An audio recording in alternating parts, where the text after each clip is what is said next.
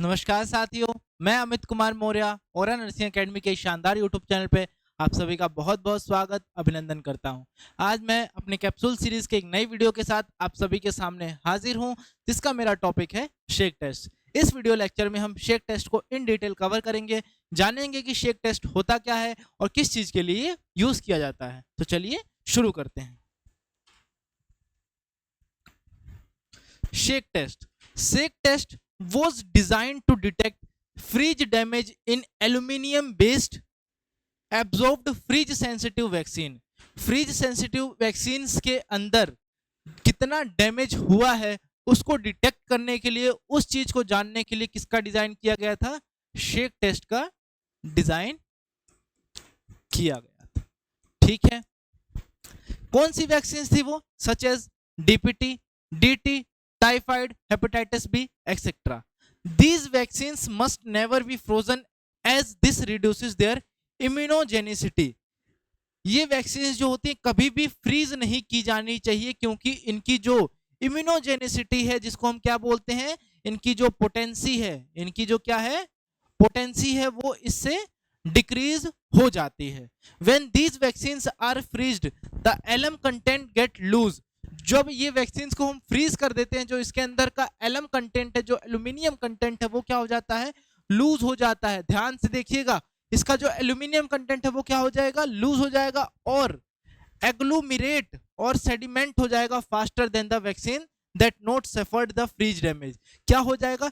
जल्दी से जल्दी क्या हो जाएगा? सेडिमेंट हो जाएगा, फास्टली सेडिमेंट हो जाएगा। किसके बेसिस पर? किसके अकॉर्डिंग, किसके कंपैरिजन में? जो कि कभी फ्रीज नहीं हुए हैं उनके कंपैरिजन में। ठीक, उसके बाद इसका प्रोसीजर क्या है? पहला प्रोसीजर में पहला स्टेप यह आता है कि freeze a vial until it is solid and will be your control vial call it frozen. पहले क्या करना है? हमें एक वाइल लेनी है, उसे हमें क्या करना है? उसे कंप्लीटली फ्रीज कर लेना है। उसे फ्रीज कर लेना है और उसे हम क्या बोलेंगे? उसे हम क्या बोलेंगे? फ्रोजन वाइल बोलेंगे। उसे हम क्या बोलेंगे? फ्रोजन वाइल बोलेंगे। ठीक है, स्टेप 2 क्या है? Allow the frozen vial to thaw completely. मतलब कि जो फ्रोजन वायल है उसे कंप्लीटली हमें फ्रीज करने के बाद उसे बाहर निकाल लेना है। Select one sample of each vaccine you suspect have been frozen, call it suspect. मतलब कि जो हमने फ्रीज की है उसको हमने क्या बुलाया है? सस्पेक्ट बुलाया है, और उसको अलग से रख के उसका एक सैंपल हमें कलेक्ट कर लेना है।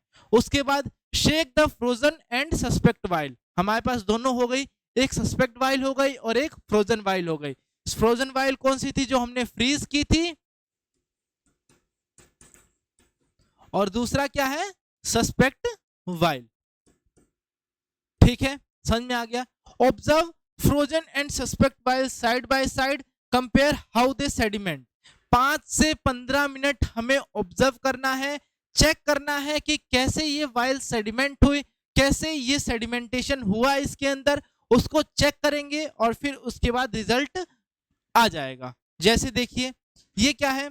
ये है फ्रोजन टेस्ट वाइल। क्या है? Frozen test vial. ये फ्रोजन कंट्रोल्ड वाइल और ये नॉन फ्रोजन टेस्ट वाइल। ठीक है, इसके अंदर देखिए सेडिमेंटेशन दिख रहा होगा आप सभी को। ये जो वाइल के अंदर ये क्या है? सेडिमेंटेशन। क्या है? सेडिमेंटेशन। और किसी के अंदर आपको अगर सेडिमेंटेशन दिख रहा होगा तो किसके अंदर दिख रहा है? फ्रोजन कंट्रोल्ड वाइल में सेडिमेंटेशन दिख रहा है।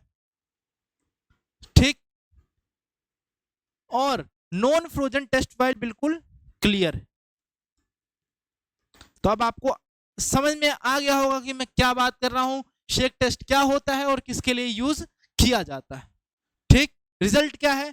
अगर सस्पेक्ट वाइल सेडिमेंट हो जा रहा है slower then the frozen while, जो सस्पेक्ट वाइल है अगर फ्रोजन वाइल से अगर स्लोली सेडिमेंट होता है, तो हम उसको क्या कर सकते हैं? उसको हम क्या कर सकते हैं? उसको हम यूज कर सकते हैं। उसको हम क्या कर सकते हैं? उसको हम यूज कर सकते हैं। वो किसके लिए होगी? यूजेबल होगी। और अगर सस्पेक्ट वाइल सेडिमेंट कर रहा है सेम रेट पर, और या तो सेम रेट पर या फिर फास्टर रेट पर, किससे? फ्रोजन वाइल से। किससे? फ्रोजन वाइल से। तो हमें क्या करना है? वो किसी यूज की नहीं है, उसको हमें यूज नहीं करना है, डू नॉट यूज। ठीक है, तो आपको ये चीजें समझ में आ गई होंगी कि सेक टेस्ट क्या होता है। सेक टेस्ट के बारे में पढ़ा, किस लिए यूज किया जाता है वो पढ़ा, क्यों यूज किया जाता है और कब यूज किया जाता है वो पढ़ा।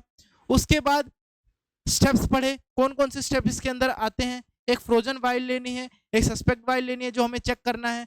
फ्रोजन वाइल का टेस्ट करना है कि कितनी जल्दी सेडिमेंट होता है, non frozen test vial check करनी है और सस्पेक्ट वाइल को चेक करना है। उसका रिजल्ट चेक करेंगे, अगर सस्पेक्ट वाइल जल्दी सेडिमेंट हो जाती है फ्रोजन वाइल से तो हमें इसे यूज नहीं करना है, और अगर लेट सेडिमेंट होती है फ्रोजन वाइल से तो वो यूज करने लायक है, उसे हम यूज कर सकते हैं।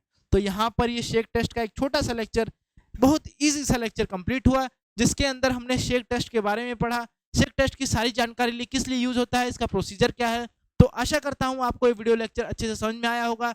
मिलते हैं नई एक ऐसी धमाकेदार वीडियो में, तब तक के लिए बहुत बहुत नमस्कार।